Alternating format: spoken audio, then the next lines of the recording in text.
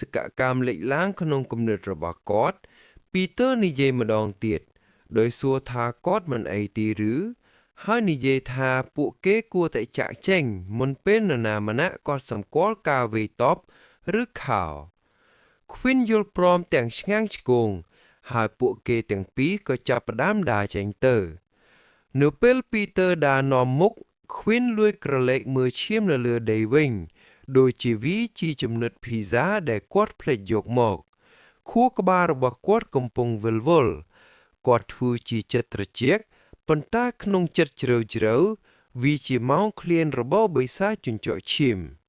បន្ទាប់ពីដើរបាន 2-3 ម៉ែត្រ Peter សួរថា Queen ពិតជាមិនអីទេឬដោយស្នើថាគាត់គួរតែលាងរបួសយ៉ាងហោច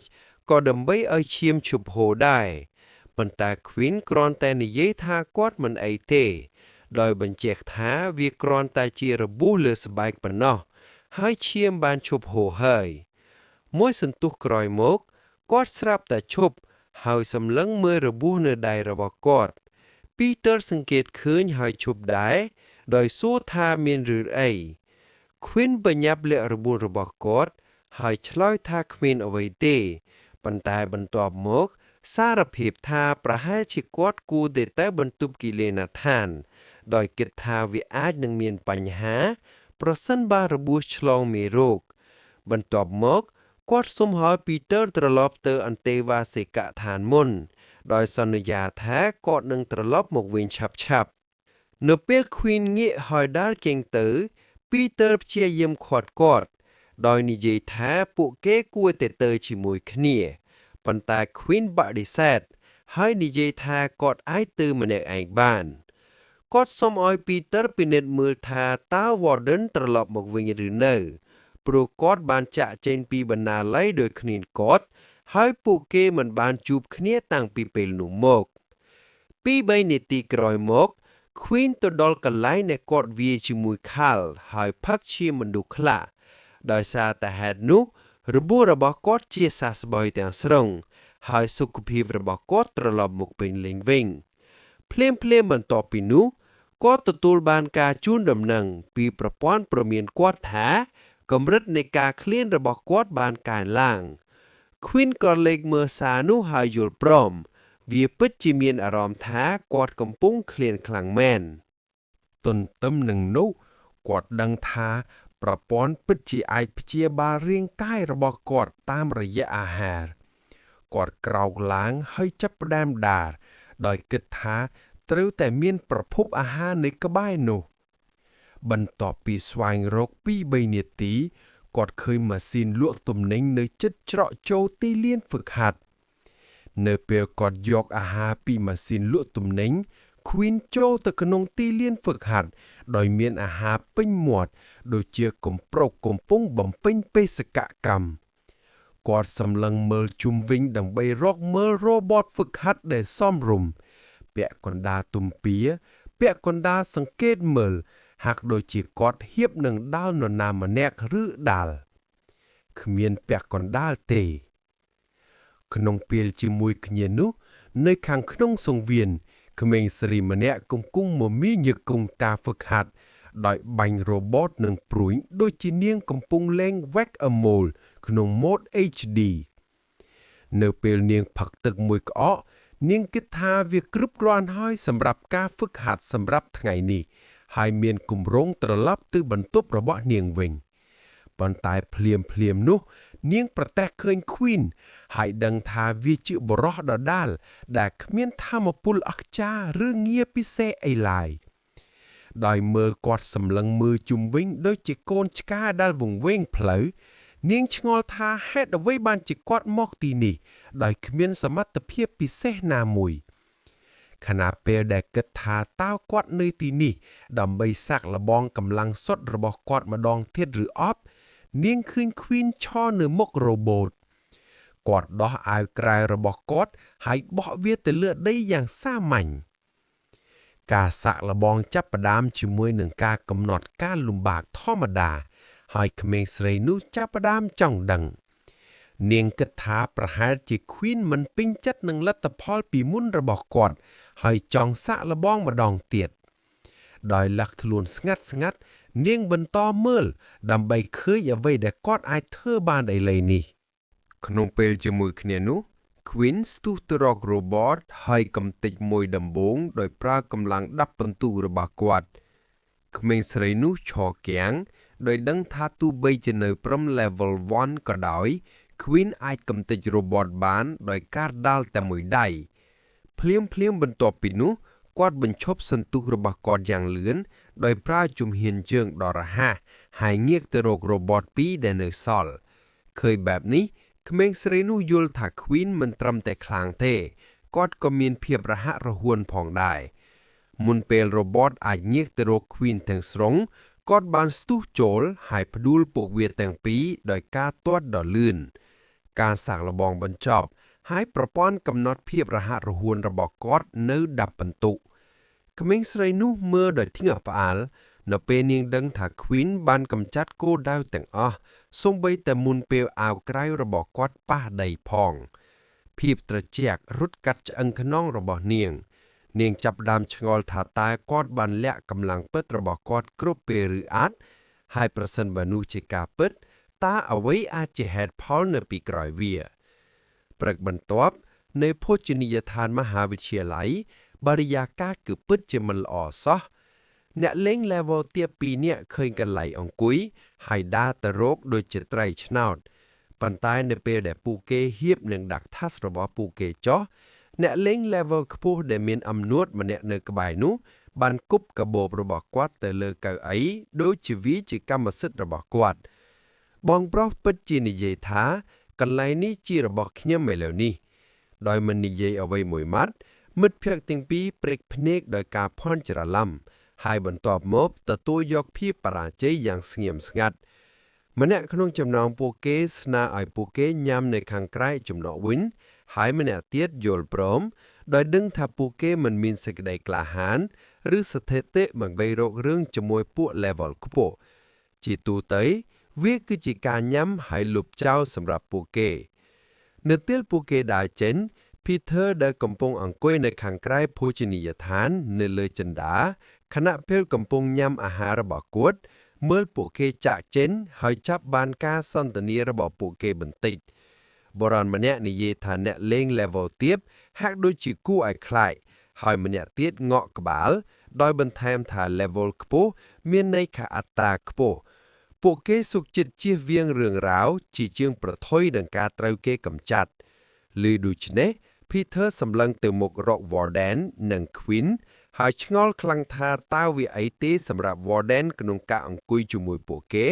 ពិចារណាពីរបៀបដែលអ្នកលេង level ខ្ពស់ទាំងអស់កំពុងសម្គាល់ទឹកដីហើយមើលងាយអ្នកដែលមាន level ទាប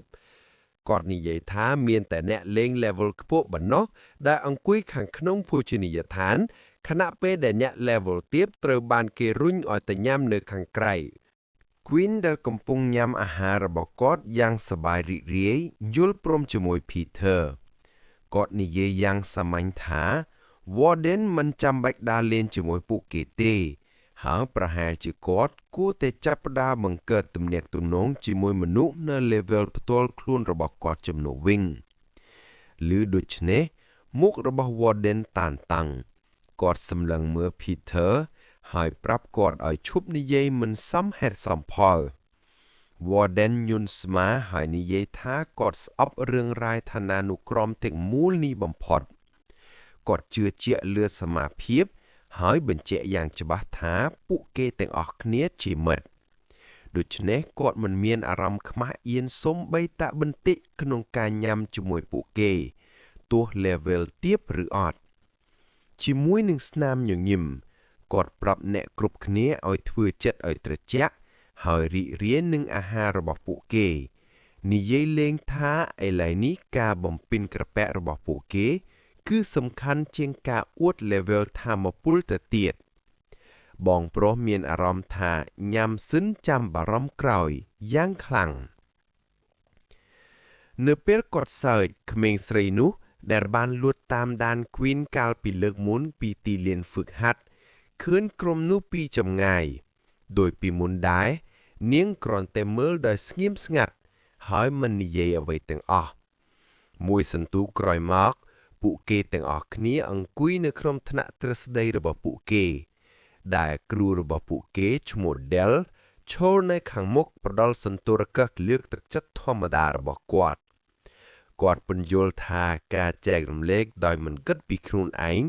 តាមរយៈឥទ្ធិពលសមត្ថភាពដើមមិនពិតជាមានទេគាត់ក៏បន្ថែមថានឹងមិនមានគំរូថ្មីណាមួយនៅក្នុងពិភពលោកសពថ្ងៃនេះទេ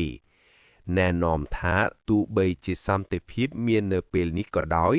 ក៏សង្គ្រាមអាចចាប់ផ្ដើមម្ដងទៀតនោះហើយជាមូលហេតុដែលគាត់ជំរុញពួកគេឲ្យខិតខំប្រឹងប្រែងវឹកហាត់នៅសាលាយោធាដើម្បីការពារពិភពលោកគាត់លើកទឹកចិត្តពួកគេឲ្យកែលម្អធម៌ពលពិសេសរបស់ពួកគេដោយនិយាយថាកម្រិតគឺជាមធ្យោបាយតែមួយគត់ដើម្បីបញ្ជាក់ពីតម្លៃរបស់ពួកគេក្នុងពេលជាមួយគ្នានោះ Quinn អង្គុយនៅក្បែរ Warden និង Peter ដោយមិនទាំងធឿពុតជាយកចិត្តទុកដាក់ចំពោះ Del ផងភ្នែករបស់គាត់សម្លឹងទៅ Warden ដោយគិតថាសមត្ថភាពរបស់ Warden ហាក់ដូចជាមានប្រយោជន៍ខ្លាំងណាស់ពិសេសព្រោះគាត់អាចចម្លងធម៌ពន្ធកម្រិតខ្ពស់បានដោយផ្ទាល់ប៉ុន្តែបន្ទាប់មកសំណួរមួក៏លេចឡើងក្នុងគំនិតរបស់គាត់តើ Warden អាចកែលម្អសមត្ថភាពដែលគាត់ចម្លងបានដែរឬទេដោយចង់ដឹងគាត់ក៏ប្រើជំនាញរុករករបស់គាត់ដើម្បីពិនិត្យមើលសមត្ថភាពរបស់ Warden ប៉ុន្តែបែរជាឃើញថាវាត្រូវបានលាក់បាំងទៅវិញ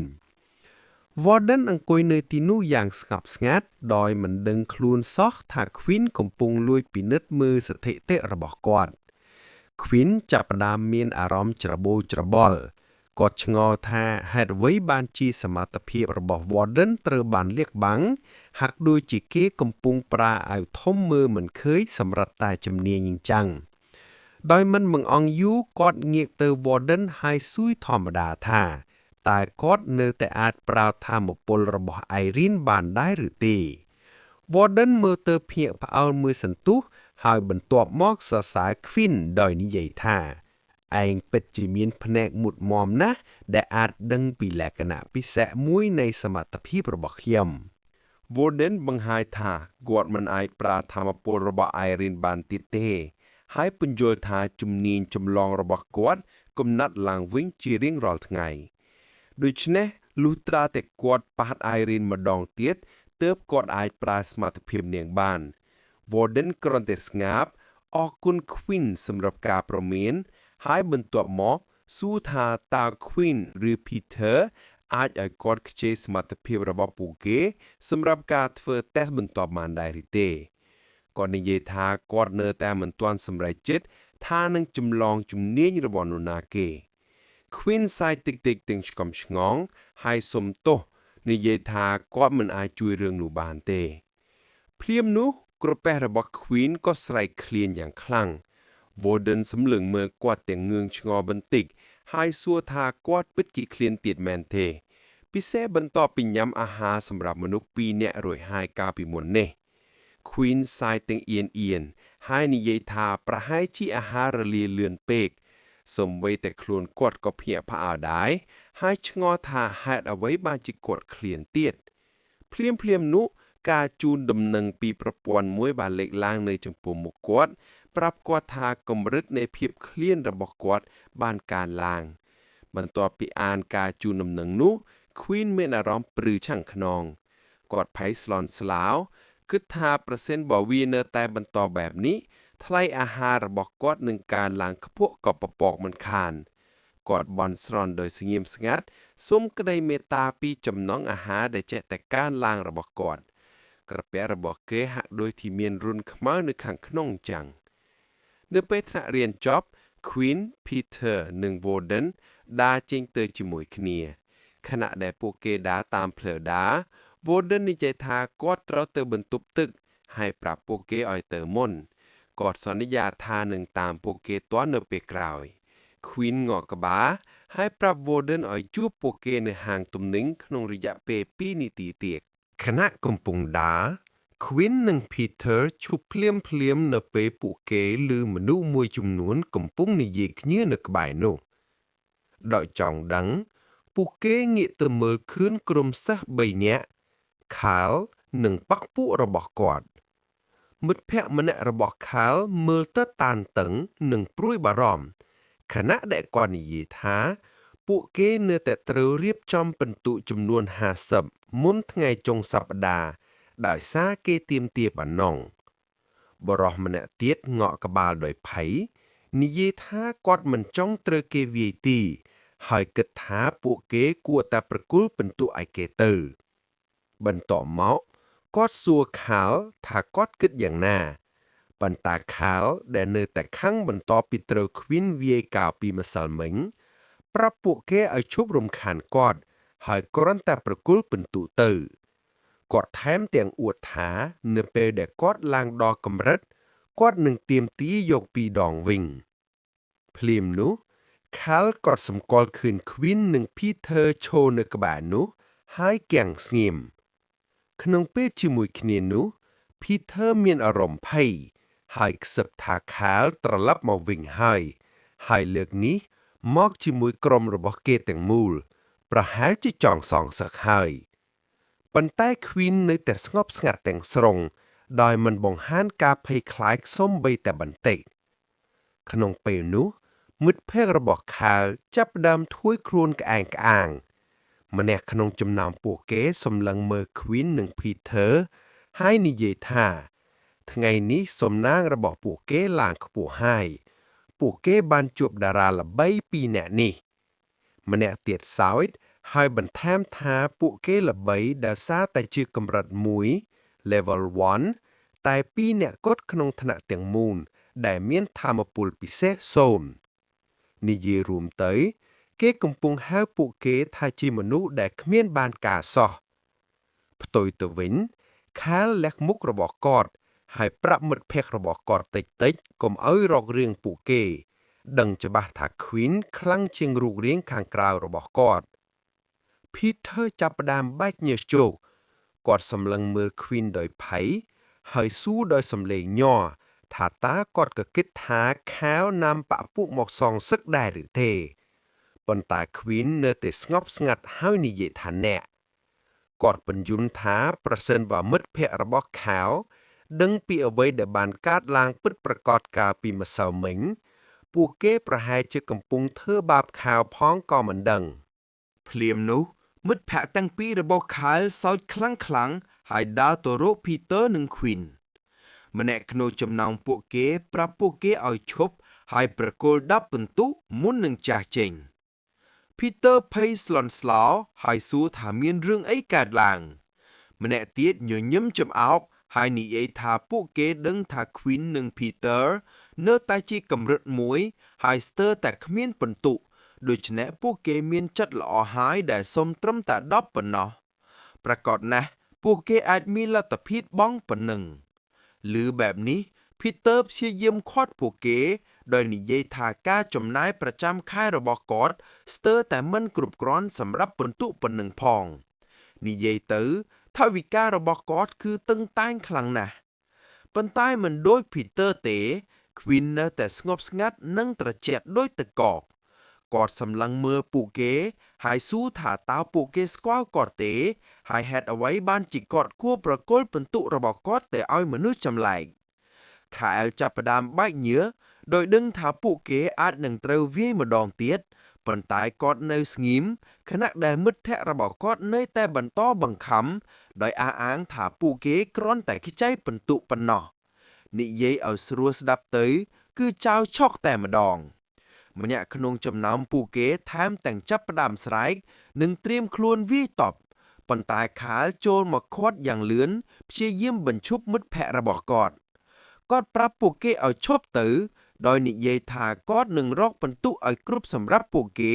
ហើយមិនចាំបាច់រករឿង Queen និង Peter ទេភ្លាមនោះ Warden ដារមករកពួកគេចំពេលល្អបំផុតនិងប្រកាសយ៉ាងសាមញ្ញថាគាត់មានពិន្ទុច្រើនណាស់ដោយសួរថាតើពួកគេចង់ខ្ចីខ្លះទេនៅពេលពួកគេងាកទៅមើលគាត់ Warden ចាប់ផ្ដើមសើចហើយនិយាយថាគាត់អាចឲ្យពួកគេខ្ចីពិន្ទុបានប៉ុន្តែការប្រាក់គឺសាហាវណាស់គាត់ញញឹមចំអោកហើយសួរថាតើពួកគេប្រកាសទេថាចង់ទទួលយកការផ្ដល់ជូននេះនៅពេលដែលពួកគេស្គាល់គាត់ អ្នកគ្រប់គ្នាក៏ស្លេកមុខដឹងថា Warden គឺកម្រិត5ហើយនិងច្បាស់ជាមិនមែនជាមនុស្សដែលពួកគេចង់មានរឿងជាមួយភ្លាមនោះមិត្តភក្តិរបស់ខាវទាំងអស់រួមទាំងខាលផងព្យាយាមរត់គេចដូចតួចិត្តអាក្រក់ក្នុងតុក្កតាដែលត្រូវគេចាប់បានប៉ុន្តែ Warden ចាប់ពួកគេពីក្រោយដោយអាវហើយសើចដូចមេធំក្រុមទាំងមូលកាំងស្ងៀមនិងភ្លាមប្រែទៅជាកូនឆ្កែអង្ហរកដោយនិយាយថាវាគ្រាន់តែជាការយល់ច្រឡំហើយពួកគេមិនចង់បានពិន្ទុទៀតទេចរៈរបស់គេបដូរពីអ្នកចង់ការប្រាក់ទៅជាមេធំយ៉ាងលឿនដូចនេះភ្លាមនោះសំឡេងមួយបន្លឺឡើងពីខាងក្រៅ Warden ធ្វើឲ្យគាត់ងាកក្រោយសំឡេងនោះសួរថានរណាកំពុងរករឿងប្អូនប្រុសរបស់គេខណៈដែលអ្នកគ្រប់គ្នាសម្លឹងទៅទិសនោះខាវនិងប៉ាក់ពួករបស់គាត់ស្រាប់តែសប្បាយចិត្តយ៉ាងខ្លាំងដោយនិយាយថាពួកគេបានរួចខ្លួនហើយគ្មាននរណាម្នាក់អាចប៉ះពួកគេបានទេ Queen ក៏មាក់ទំមើលហើយឃើញថាជាមិត្តរបស់គាត់ឈ្មោះម៉ូប៉ុន្តែមានអ្វីមួយចម្លែកអំពីគាត់ Queen មានអារម្មណ៍ថាមានថាមពលចម្លែកនិងគ្រោះថ្នាក់ភ្លាមដែលធ្វើឲ្យគាត់តានតឹងគាត់ប្រញាប់ប្រាយជំនាញរបស់គាត់ដើម្បីពិនិត្យមើលស្ថិតិរបស់ម៉ូហើយស្រឡាំងកាំងទិន្នន័យរបស់ម៉ូទាំងអស់ប្រភេទឈាមសមត្ថភាពបង្ហាញថាមិនស្គាល់ Queen ចាប់ផ្ដើមសង្ស័យថាតើជំនាញបច្ចុប្បន្នរបស់គាត់ខ្លាំងគ្រប់គ្រាន់ដើម្បីស្កែនអ្នកលេងកម្រិតខ្ពស់ដែរឬទេខណៈគាត់ក្រឡេកមើលនាឡិកាដៃរបស់គាត់ដើម្បីបញ្ជាក់គាត់តក់ស្លុតដែលដឹងថាម៉ូគឺកម្រិត6ទៅហើយភ្លាមនោះម៉ូបិទភ្នែករបស់គាត់ដោយតួចិត្តអាក្រក់ក្នុងកុនហើយបញ្ជាដោយស្ងាត់ឲ្យខាវនិងបាក់ពួករបស់គាត់ចាក់ចេញទៅក្រុមទាំងមូលបាត់ខ្លួនលឿនជាងអាហារឥតគិតថ្លៃនៅពិធីបុណ្យមហាវិទ្យាល័យទៅទៀតដោយអរគុណម៉ូដែលបានជួយសង្គ្រោះពួកគេពីមេធំកម្រិត6នៅម្ខាងទៀត Warden សើចហើយដើរទៅរក Queen និង Peter ដោយប្រាប់ពួកគេថាដល់ពេលត្រូវទៅរកអាហារហើយ Peter ងក់ក្បាលហើយ Warden រំលឹកគាត់ថាពួកគេគួរតែប្រញាប់បើមិនចាំងទេម្ហូបជួរមុខនឹងអស់លឿនជាងភាពអស់ធ្មត់របស់គាត់ទៅទៀតប៉ុន្តែម៉ូស្រាប់តែប្រាប់ពួកគេឲ្យឈប់គាត់សម្លឹងមើលដីយ៉ាងត្រជាក់ខណៈដែលក្រុមនោះឈប់ហើយនិយាយថាគាត់មិនទាន់អនុញ្ញាតឲ្យពួកគេចាក់ចេញទេគាត់សម្លឹងមើលដោយកំហឹងហើយសួរថាតើពួកគេមានកម្រងមិនអើអង់នឹងម៉ូឥឡូវនេះមែនទេដោយរំលឹកពួកគេថាអ្នកលេងកម្រិតទាបគួរតែដឹងខ្លួនកុំធ្វើរោគធំពេកនៅចំពោះមុខរៀមច្បងឮបែបនេះ Warden សម្លឹងមើលគាត់ដោយមុតមមហើយសួរថាតើគាត់នៅតែនិយាយមិនសមហេតុសមផលទៀតឬម៉ូនិយាយឈ្មោះពេញរបស់គាត់យ៉ាងត្រជាក់ថា Warden Fang ទើបតែមកបាន2ថ្ងៃប៉ុណ្ណោះប៉ុន្តែពាក្យចចាមអារាមបានល្បីសុសសាយទៅហើយគាត់និយាយថាមនុស្សគ្រប់គ្នាកំពុងនិយាយអំពីសិស្សថ្មីលំដាប់កំពូលដែលចូលចិត្តដើរជាមួយអ្នកលេងកម្រិតទាប Warden ឆ្លើយតបយ៉ាងស្ងប់ស្ងាត់ថាគាត់មិនឃើញថាវាជាបញ្ហាទេ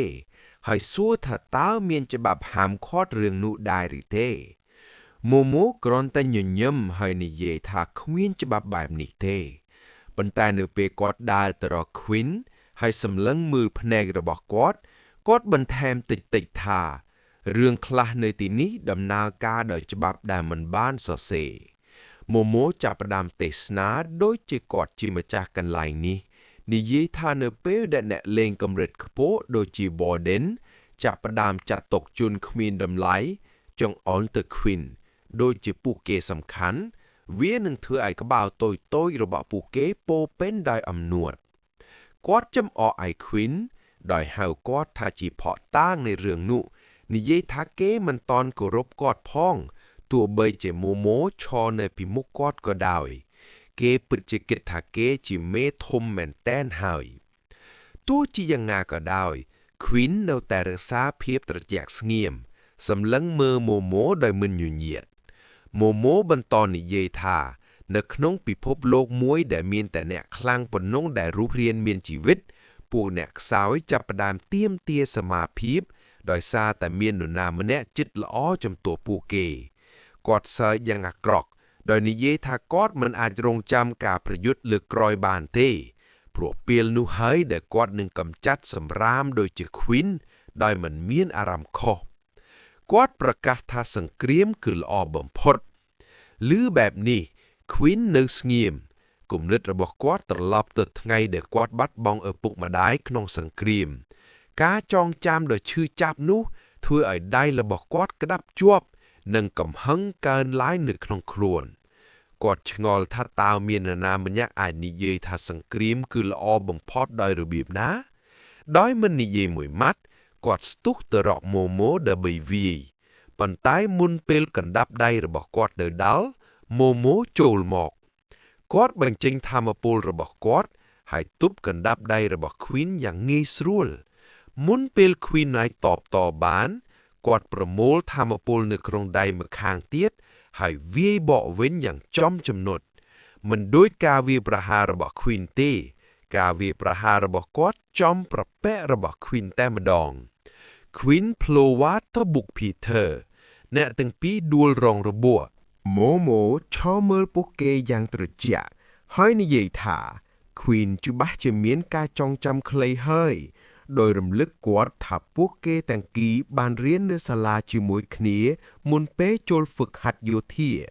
ហើយ Queen គួរតែដឹងថាគាត់ខ្លាំងជាង Queen ប៉ុណ្ណាម៉ូម៉ូសើចនឹងចំអកឲ្យ Queen ដោយនិយាយថាគេច្បាស់ជាគិតថាខ្លួនឯងជាវីរបុរសហើយដែលព្យាយាមវាយនរណាម្នាក់ដែលខ្លាំងជាងខ្លួនឆ្ងាយគេធ្វើខ្លួនដូចជាមេធំដែលមានកฎសម្ងាត់អញ្ចឹងភ្លាមនោះ Warden ដែលមិនចេះនៅស្ងៀមក៏ស្ទុះទៅរកម៉ូម៉ូហើយសួរថាតើគាត់គិតដូចគ្នាចំពោះគាត់ដែរឬទេដោយសារ Warden មិនមែនជាមនុស្សធម្មតាទេជាអ្នកលេងកម្រិត5គាត់អះអាងថាគាត់មិនមែនជាតួបន្ទាប់បន្សំនៅទីនេះទេ Warden ព្យាយាមវាយម៉ូម៉ូដោយទំនុកចិត្តពេញទំហឹងទោះជាយ៉ាងណាក៏ដោយមុនពេលកណ្ដាប់ដៃរបស់គាត់អាចទៅដល់ម៉ូម៉ូធ្វើចលនាដោយប្លែកបន្តហើយគេចយ៉ាងងាយស្រួលធ្វើឲ្យ Warden ស្រឡាំងកាំងទាំងស្រុងដោយដឹងថាការវាយប្រហាររបស់គាត់ខុសគោលដៅយ៉ាងខ្លាំង Warden ក្រឡេកមើល Queen និង Peter ដោយខកចិត្តហើយនិយាយថាគាត់មិនជឿថាម៉ូម៉ូពិតជាខ្លាំងបែបនេះទេ Queen ក្រោកឡើងយ៉ាងស្ងៀមស្ងាត់ហើយសុំឲ្យ Warden ឈប់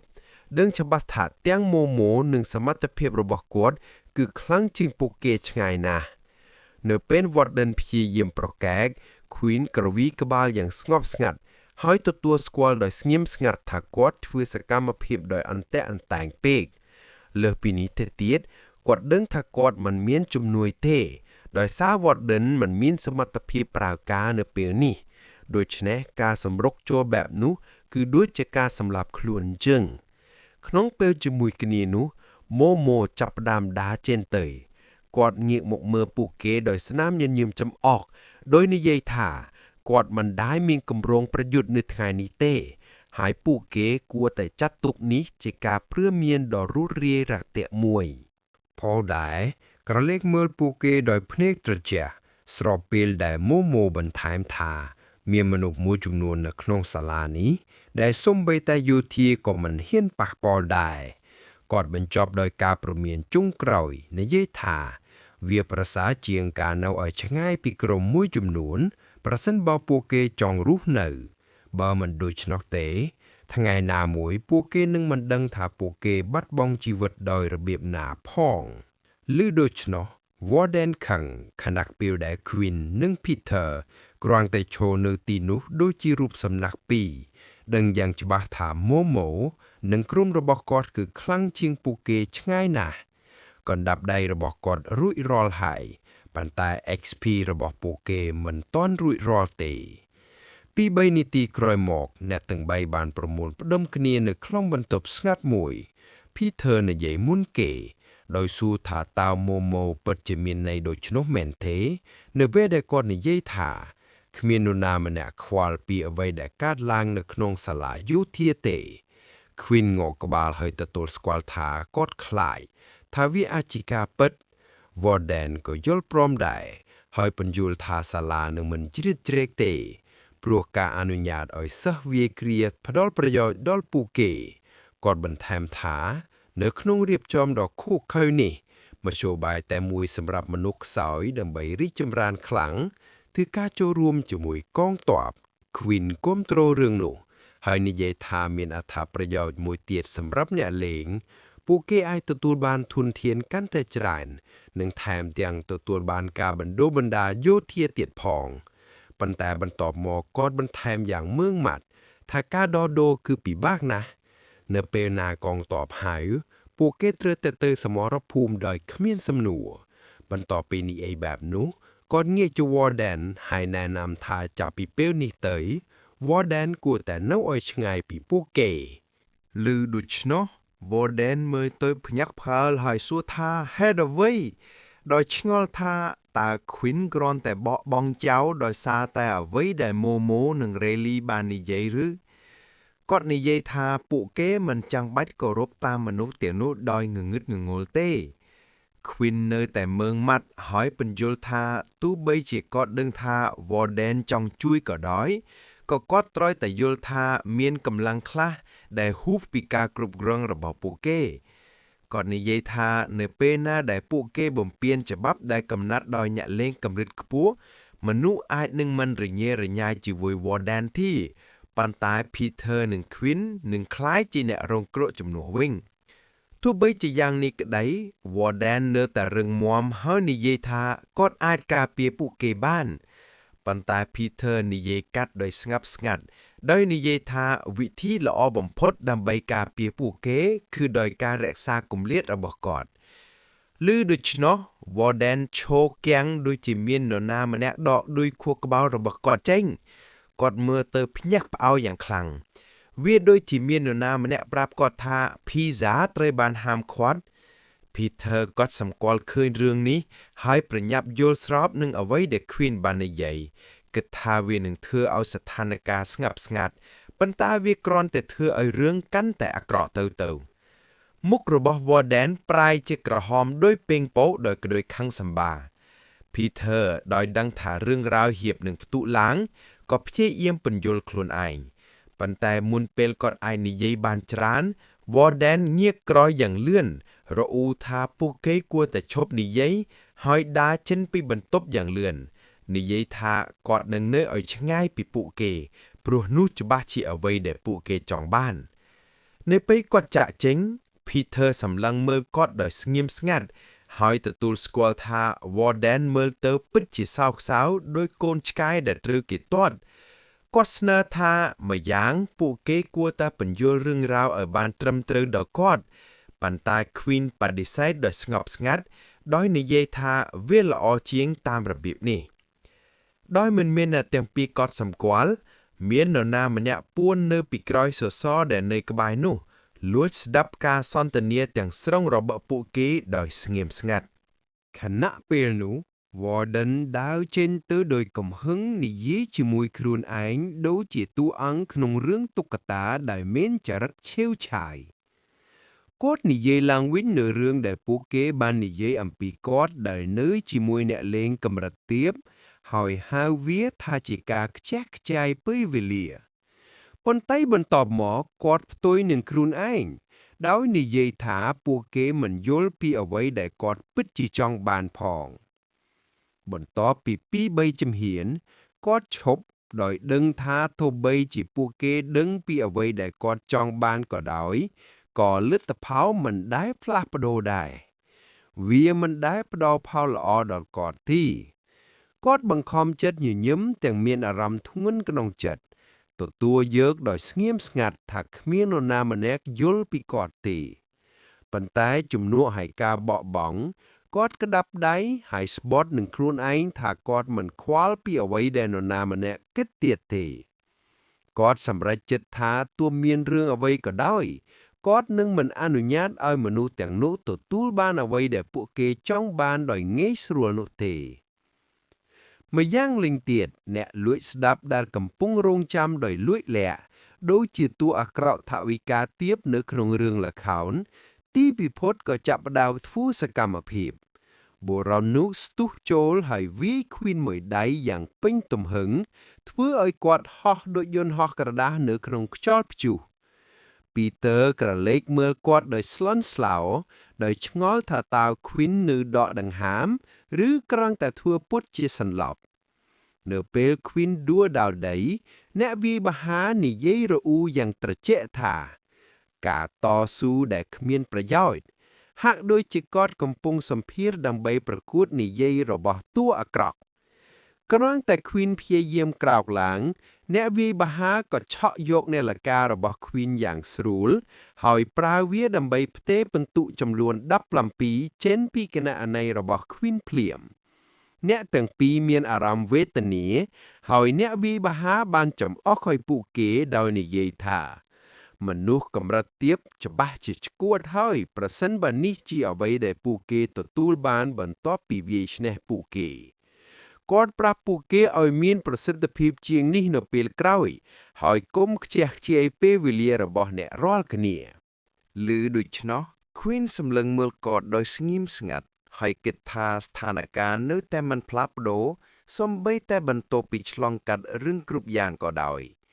វាដូចកាលពីមុននៅពេលដែលគាត់មិនទាន់មានធម្មពលបិសាចជញ្ជក់ឈាមខណៈពេលដែលគាត់ឆ្ងល់ថាតើលទ្ធផលនឹងខកគ្នាដែរឬទេប្រសិនបើគាត់ប្រយុទ្ធបានល្អជាងនេះគាត់ក៏ក្រោកឡើងហើយទទួលយកថាការបរាជ័យគឺនៅតែជាការបរាជ័យ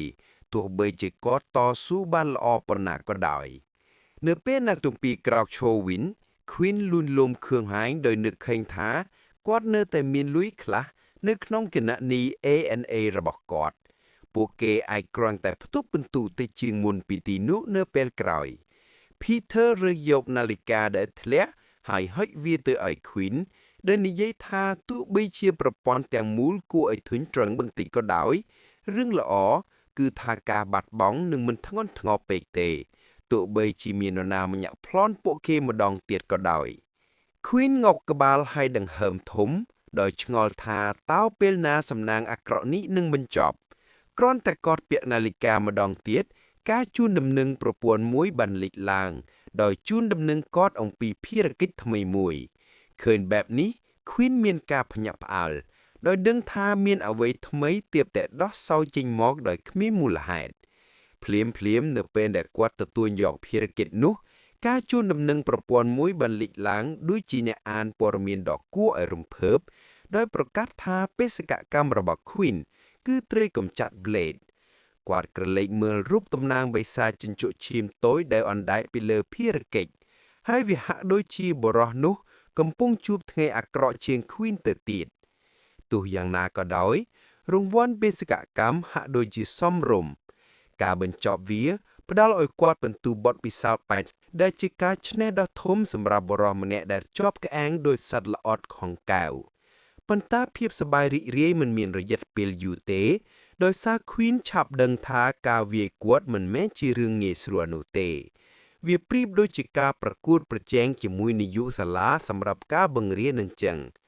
គាត់បិទភ្នែកនៅពេលដែលពន្លឺព្រះអាទិត្យប៉ះរាងកាយរបស់គាត់ហើយវាច្បាស់ណាស់ថាកំថាឡើយវាយគាត់សូម្បីតែឈរឲ្យត្រង់ក៏ជាការលំបាកភ្លាមនោះគាត់ទទួលបានការជូនដំណឹងមួយទៀតដែលនិយាយថាដោយសារតែគម្លាតកម្រិតខ្ពស់គាត់នឹងទទួលបានរង្វាន់បន្ថែមប្រសិនបើគាត់ពិតជាអាចបញ្ចប់បេសកកម្មបាន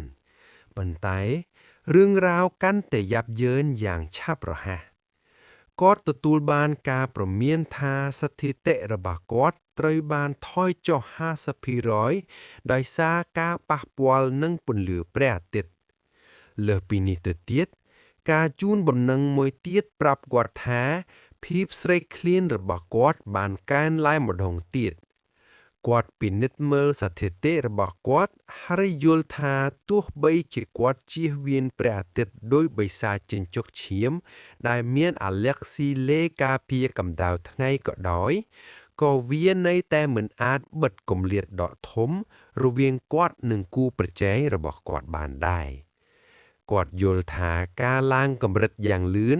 គឺជាមធ្យោបាយតែមួយគត់ប្រសិនបើគាត់ចង់ប្រយុទ្ធដោយស្មារភាពគ្នា2-3នាទីក្រោយមក Queen និង Peter មកដល់បន្ទប់ស្នាក់នៅរបស់ពួកគេដោយមើលទៅហាក់ដូចជាពួកគេទើបតែបញ្ចប់ហ្គេមរស់រានមានជីវិត Warden កំពុងអង្គុយនៅលើគ្រែហើយស្វាគមន៍ពួកគេដោយភាពឆ្ងាងឆ្កងនិយាយថាគាត់បានរងចាំពួកគេយូរមកហើយនៅតែដកដង្ហើមធំ Queen និង Peter គ្រាន់តែងក់ក្បាលហើយប្រាប់គាត់ថាពួកគេបានត្រឡប់មកវិញហើយភ្លាមនោះ Peter ក៏សម្គាល់ឃើញមុខរបស់ Warden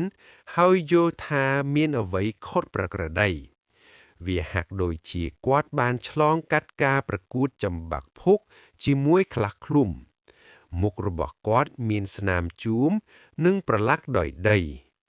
នៅពេល Peter សួរអំពីរឿងនេះ Warden គ្រាន់តែញញឹមដោយគិគ្មានអ្វីកើតឡើងហើយប្រាប់ពួកគេកុំអោវព្រួយបារម្ភគាត់បន្ថែមដោយសារម៉ាន់ថាគាត់បានវាយបរិសម្នាក់ទៀតយ៉ាងធ្ងន់ធ្ងរជាមុនសិនបន្ទាប់មកបដូរប្រធានបទដែលសួរថាតើពួកគេឈ្នះការប្រយុទ្ធរបស់ពួកគេដែរឬនៅពេល Peter ចាប់ផ្ដើមពន្យល់ Queen និយាយកាត់ដោយសើចហើយនិយាយថាគ្មានអ្វីធ្ងន់ធ្ងរទេ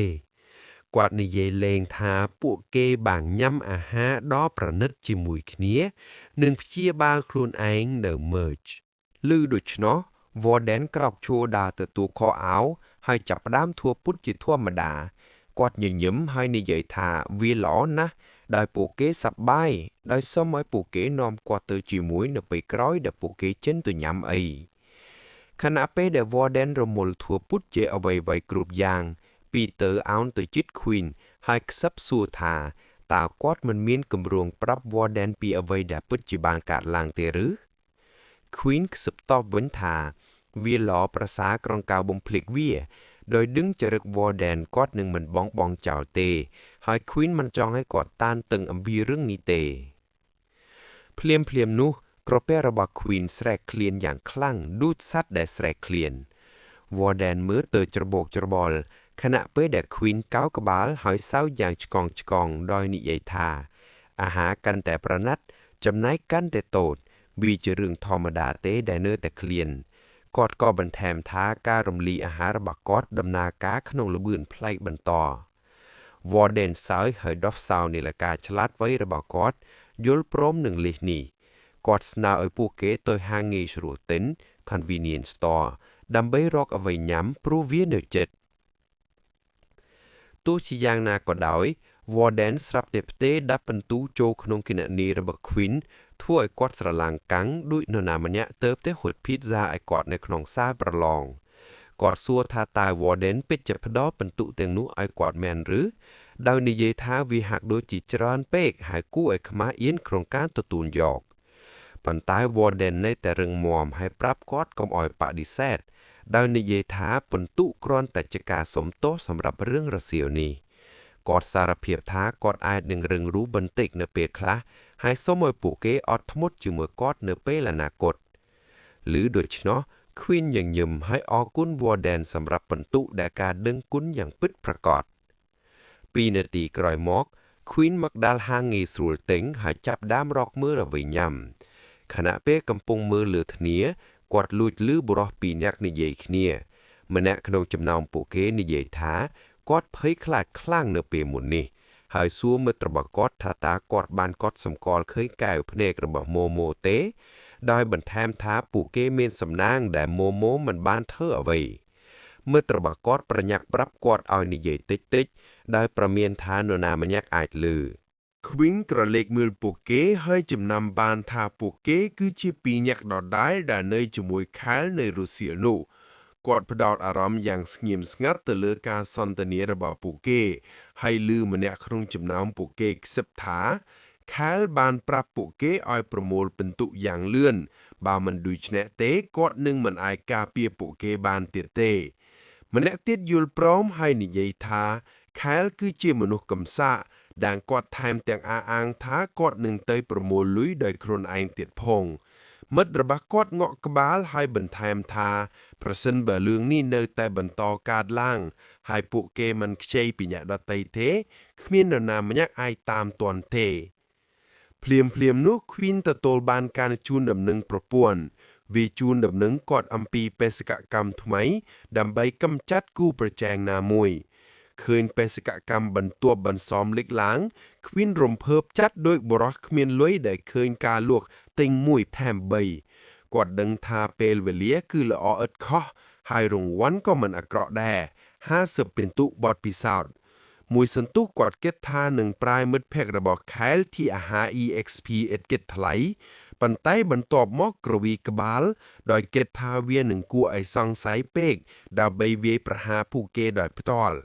ភ្លាមនោះគាត់ក៏សម្គាល់ឃើញរបាំមុខចចង់ភួរនៅក្នុងហាងហើយផែនការដ៏ឆ្លាតវៃមួយបានលេចឡើងក្នុងក្បាលរបស់គាត់ដោយពោតផ្ទុះនៅក្នុងខ្ទះក្តៅពី3នាទីក្រោយមកមិត្តភក្តិរបស់ Kyle កំពុងដើរលេងនៅខាងក្រៅហាងងាយស្រួលទិញនៅក្នុងតំបន់ដូចសួនកំសាន្តមិនដឹងយ៉ាងម៉េចអ្នកទាំងពីរបានបែកគ្នា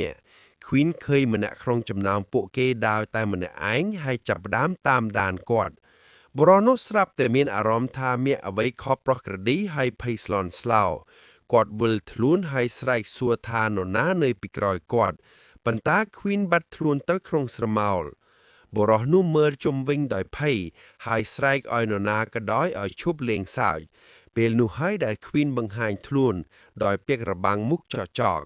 បុរសនោះគាំងច្របូចច្របល់មួយសន្ទុះគិតថាមិត្តរបស់គាត់លេងសើចប៉ុន្តែបន្ទាប់មកគាត់ក៏ដឹង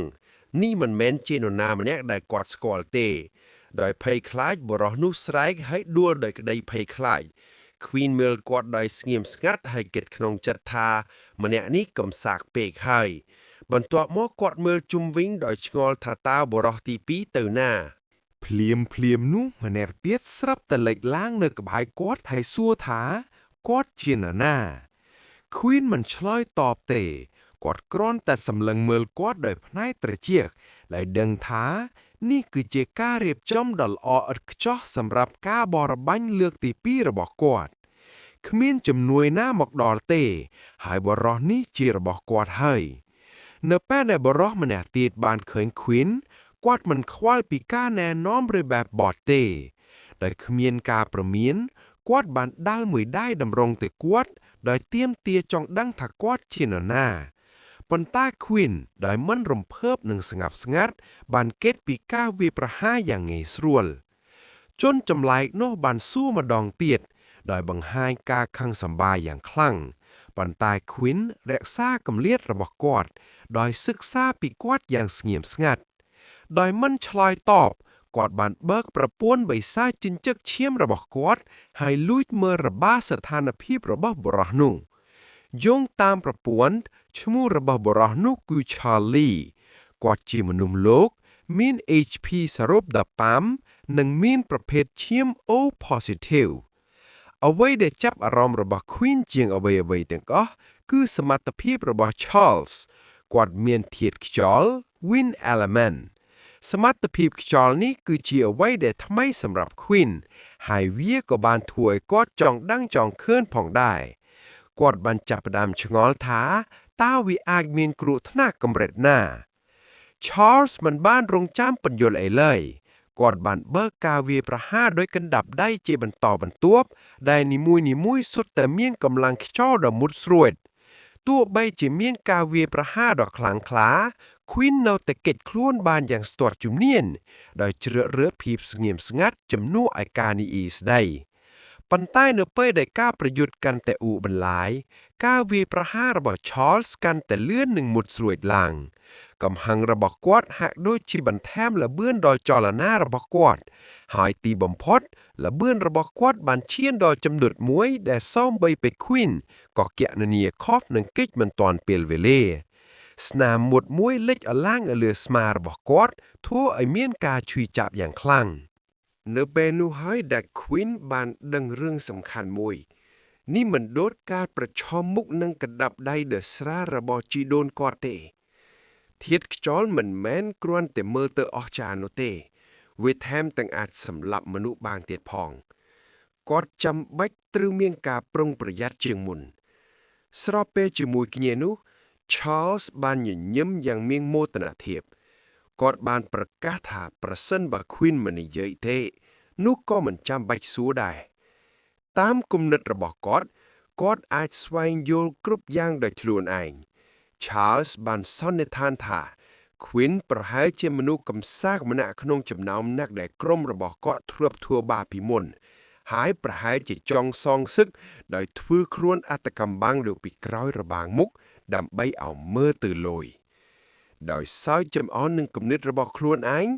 Charles បានសម្រេចចិត្តថាគាត់នឹងហែករបាំងមុខនោះចិនហើយបង្ហាញមុខមាត់ពេជ្រដែលលាក់នៅពីក្រោយវាជាមួយនោះគាត់បានបញ្ចេញកម្លាំងខ្យល់នឹងការវាយប្រហារដ៏អស្ចារ្យមួយទៀតសម្ដៅទៅរក Queen ដោយផ្ទាល់ Queen ស្ទើរតែការពារខ្លួនមិនទាន់ដោយលើកដៃឡើងដើម្បីទប់ទល់កម្លាំងនោះបានរុញគាត់ថយក្រោយបន្តិចរាងកាយរបស់គាត់រង្គក់រង្គើដោយសារការប៉ះទង្គិច Charles ដែលឃើញថាខ្លួនមានប្រៀបកាន់តែមានអំនួតគាត់បានស្រែកថាគាត់នឹងហែករបាំងមុខរបស់ Queen បង្ខំឲ្យគាត់លុតជង្គង់និងធ្វើឲ្យគាត់អង្វរសុំការលើកលែងទោសគាត់បានស្មានរួចហើយថា Queen គ្មានការការពារអ្វីពិតប្រាកដទេគឺគ្រាន់តែមានក្បាច់ប្រយុទ្ធរហ័សរហួនដែលមិនមានអ្វីពិសេសក្នុងកែវភ្នែករបស់គាត់សម្រាប់ Charles គឺ Queen មិនខ្លាំងទេគ្រាន់តែលឿនប៉ុណ្ណោះចំណែកឯ Queen វិញមិនបានចាប់អារម្មណ៍នឹងសម្ដីរបស់ Charles ទេគាត់កំពុងរវល់គិតយុទ្ធសាស្ត្ររកឱកាសដើម្បីវាយបកឲ្យចំគោលដៅបន្ទាប់មកហាក់ដូចជាអាចអានចិត្តគ្នាបានអ្នកទាំងពីរបានស្ទុះចូលរកគ្នាព្រមព្រៀងគ្នា Charles បានសើចចំអកឲ្យ Queen ដោយសួរថាតើគាត់ធុញទ្រាន់នឹងការរួមនៅហើយឬនៅពេលដែលគាត់ចូលកាន់តែជិត Charles បានស្រែកដោយអំនួតថា Queen បានធ្លាក់ចូលក្នុងអន្ទាក់របស់គាត់ហើយគាត់បានបង្ហាញថាដាបនៅក្នុងដៃរបស់គាត់មិនមែនជាខ្យល់ទេវាគឺជាអាវុធដែលប្រមូលផ្ដុំដោយធាតុកម្លាំងខ្យល់បោកបក់មួយរំពេចបានហែកសម្លៀកបំពាក់របស់ Queen ដាច់ជាបណ្ណែកប៉ុន្តែ Queen មិនបានឈប់ទេគាត់នៅតែបន្តទៅមុខដោយក្តាប់ដៃយ៉ាងណែនអ្វីទាំងអស់ឥឡូវនេះអាស្រ័យលើកណ្ដាប់ដៃបន្ទាប់នៅពេលដែលគាត់ហៀបនឹងវាយត្រី Charles បានប្រតិកម្មទាន់ពេលវេលាដោយដកខ្លួនថយក្រោយបន្តិចហើយគេចផុតប៉ុន្តែ Queen មិនបោះបង់ឡើយដោយឆ្លៀតឱកាសពីឈាមដែលស្រក់ចេញពីដៃដែលរបួសរបស់ខ្លួន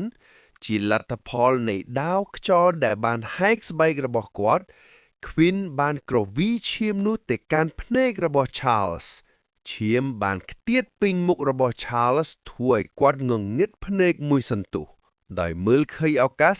Queen បានចូលទៅជិតម្ដងទៀតដោយស្រែកខ្លាំងៗថាគាត់ហៀបនឹងវាយមុខដ៏អាក្រក់របស់ Charles ហើយ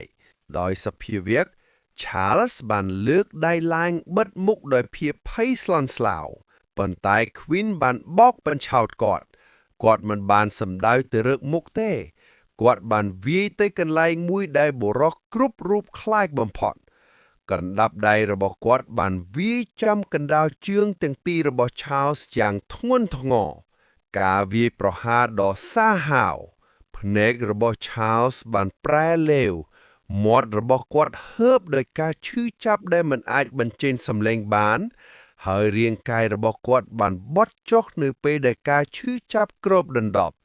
គាត់បានថ្ងោរយ៉ាងឈឺចាប់ស្ទើរតែបាត់បង់ស្មារតីនៅពេលដែលគាត់ដួលរមួលខ្លួននៅលើដីដែលមានពពុះមាត់ Queen បានឈរយ៉ាងរឹងមាំនិងប្រកាសជ័យជំនះការជូនដំណឹងប្រពន្ធប្រចាំការបានលេចឡើងនៅចំពោះមុខ Queen គាត់បានយកឈ្នះគូប្រជែងទាំងពីររបស់គាត់ជាផ្លូវការនិងទទួលបានជោគជ័យក្នុងការបំពេញបេសកកម្មបន្ទាប់ជារង្វាន់គាត់ទទួលបាន50 experience points Queen បានដោះរបាំងមុខចិនដកដង្ហើមធំនិងធូរស្រាលបន្ទាប់ពីការខិតខំប្រឹងប្រែងដើម្បីយកឈ្នះអ្នកទាំងពីរនេះអ្វីដែលគាត់ទទួលបានគឺត្រឹមតែ50 experience point ប៉ុណ្ណោះវាមានអារម្មណ៍ថាតិចតួចណាស់ប៉ុន្តែមុនពេលការខកចិត្តអាចកើតឡើងការជូនដំណឹងប្រព័ន្ធប្រចាំការមួយទៀតបានភ្លឺឡើងនៅចំពោះមុខគាត់ experience bar របស់អ្នកពេញហើយ អ្នកមានសិទ្ធិឡើង level តើអ្នកចង់បន្តដែរឬទេដោយមិន Dexter Queen បានបញ្ជាក់មួយសន្ទុះក្រោយមកមានរឿងដែលមិននឹកស្មានដល់និងគួរឲ្យភ័យខ្លាចបានកើតឡើងអ្វីម្យ៉ាងដែលដូចជាបិសាចនៅក្មឹងប្រព័ន្ធដែលបាននៅស្ងៀមរហូតមកដល់ពេលនេះស្រាប់តែខំករបស់គាត់ការជួយចាប់ដ៏ខ្លាំងក្លាបានធ្វើឲ្យ Queen ភ្ញាក់ព្រឺតប៉ុន្តែអ្វីដែលកើតឡើងបន្ទាប់គឺកាន់តែលិតលប់ថាមពលដ៏ព្រៃផ្សៃបានផ្ទុះចេញពីស្នាមខំរាលដាលពេញរាងកាយរបស់គាត់ដូចជាភ្លើងឆេះព្រៃគាត់បានស្រែកថ្ងោងទាំងឈឺចាប់និងទាំងកំពុងផ្លាស់ប្ដូររូបរាងចង្កូមរបស់គាត់កាន់តែវែងភ្នែករបស់គាត់ប្រែទៅជាពណ៌ខ្មៅទាំងស្រុងជាមួយនឹងប្រស្រីភ្នែកពណ៌ក្រហមហើយរាងកាយរបស់គាត់ចាប់ផ្ដើមមានទម្រង់ដូចបិសាចជញ្ជក់ឈាម Vampire ស្របពេលជាមួយគ្នានោះមិនឆ្ងាយពីច្រកផ្លូវនោះនារីម្នាក់ដែលមានរាងធាត់បានដើរចេញពីហាងទំនិញក្បែរនោះនាងបានឮសំឡេងចម្លែកខ្លះនិងងាកក្បាលទៅរកប្រភពសំឡេងនោះចេញមកពីច្រកផ្លូវងងឹតហើយនាងបានស្ទះស្ទើរថាតើនាងគួរតែទៅមើលឬអត់ត្រឡប់ទៅក្នុងច្រកផ្លូវវិញប្រពន្ធរបស់ Queen បានជូនដំណឹងគាត់អំពីស្ថិតិថ្មីរបស់គាត់សូមអបអរសាទរចំពោះការឡើង level លើកដំបូងរបស់អ្នកទទួលបានជំនាញថ្មី Blood Blade ពូជសាសន៍ត្រូវបានធ្វើបច្ចុប្បន្នភាពពាក់កណ្ដាលមនុស្ស Half Human HP បច្ចុប្បន្នរបស់គាត់បានកំណត់មកត្រឹម20វិញហើយឥឡូវនេះគាត់ត្រូវការសរុប200ពិន្ទុដើម្បីឈានដល់កម្រិតបន្ទាប់ HP របស់គាត់បានកើនឡើងពី10ទៅ15 Queen ស្រឡាំងកាំងមួយសន្ទុះពាក់កណ្ដាលមនុស្សនេះមិនមែនគ្រាន់តែជាការឡើង level ទេវាគឺជាការផ្លាស់ប្ដូររូបរាងជាអ្វីដែលគាត់ដឹងថាគាត់នឹងមិនភ្លេចឡើយពេញមួយជីវិតគាត់បានពិនិត្យមើលជំនាញថ្មីរបស់គាត់ Blood Blade យោងតាមការពិពណ៌នាជំនាញនេះអនុញ្ញាតឲ្យគាត់ប្រើឈាមរបស់គាត់ធ្វើជាអាវុធការប្រើប្រាស់ម្ដងនឹងត្រូវចំណាយ10 HP ហើយវាមានប្រសិទ្ធភាពក្នុងចម្ងាយ5ម៉ែត្រដោយប្រមូលផ្ដុំឈាមនៅក្នុងដៃគាត់អាចបាញ់ដាវពណ៌ក្រហមទៅកាន់សត្រូវរបស់គាត់ទោះបីជាវាធ្វើឲ្យគាត់បាត់បង់ឈាមក៏ដោយទីបំផុតវាបានផ្ដល់ឲ្យគាត់នូវការវាយប្រហារពីចម្ងាយដែលជាអ្វីដែលគាត់ខ្វះខាតរហូតមកដល់ពេលនេះនៅពេលដែលគាត់កំពុងតែចាប់អារម្មណ៍នឹងព័ត៌មានទាំងនេះអារម្មណ៍ឃ្លានមួយបានចាប់ផ្ដើមចូលមកគាត់មានអារម្មណ៍ឃ្លានយ៉ាងខ្លាំងនិងឈឺចាប់ការព្រមានមួយបានលេចឡើងពីប្រព័ន្ធការស្រេកឃ្លានឈាមកំពុងកើនឡើងរហូតទាល់តែម្ចាស់ខ្លួនបានបរិភោគឈាមការឃ្លាននឹងមិនថយចុះឡើយសុខភាពនឹងថយចុះជាបន្តបន្ទាប់ Queen បានមើលទៅក្រោមហើយឃើញថា HP របស់គាត់បានធ្លាក់ចុះពី15មក9រួចទៅហើយគាត់ចាប់ផ្ដើមបាត់បង់ការគ្រប់គ្រងវិញ្ញាណរបស់គាត់ចាប់ផ្ដើមចុះខ្សោយការមើលឃើញរបស់គាត់ស្រវាំងអ្វីដែលនៅក្នុងចិត្តរបស់គាត់ឥឡូវនេះគឺឈាមគាត់ត្រូវការវាគាត់ចង់បានវាគាត់ប្រាថ្នាវាជាងអ្វីទាំងអស់ហើយប្រសិនបើគាត់មិនបានស៊ីឈាមឆាប់ទេវាមិនមែនជាការឃ្លានទេដែលនឹងបំផ្លាញគាត់គឺសត្វបិសាចដែលកំពុងលូតលាស់នៅក្នុងខ្លួនគាត់រាងកាយរបស់ Queen ចាប់ផ្ដើមធ្វើចលនាដោយខ្លួនឯងយឺតស្ទើរតែដូចជាខ្មោចឆៅ zombie ដែលដឹកនាំដោយសភាវគតិជាជាងការគិតភ្នែករបស់គាត់បើកពាក់កណ្ដាល